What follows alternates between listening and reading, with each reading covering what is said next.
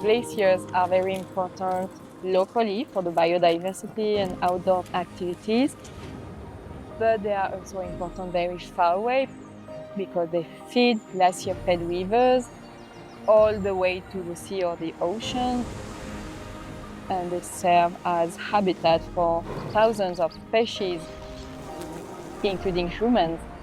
We are using the water coming from glaciers and snow for everyday life. We will lose everything if we don't protect glaciers. I don't think that when you live far away from the mountains, you can imagine how much dependent on snow and glaciers you are. Hundreds of millions of people rely on glaciers for their water. Glaciers are our best indicator of climate change. The recession we've seen over the last 150 years is such a wake-up call to what's going on. At the global scale, between 20 and 50% of the glacier lost at the end of the century. Climate change is obviously causing the glaciers to retreat, and that's a direct result of warming temperatures. The biggest problem that people downstream will face is that the snow melt will come earlier and it will come in smaller amounts, so they will be missing this water later in the season. It's important in the European Alps, but then you have other regions in the world where it's even crazier.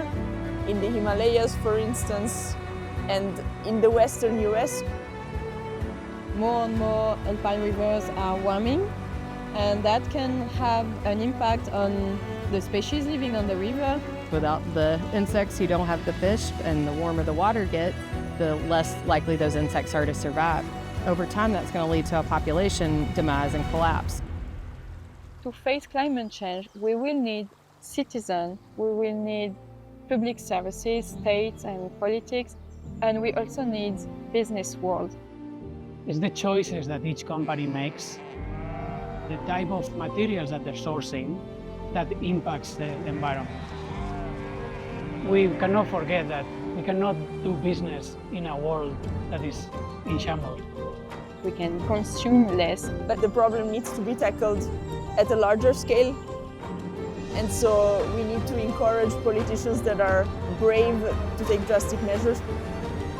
We've got to be doing it now, not next week or next year or after the next election. We've got to be doing that today.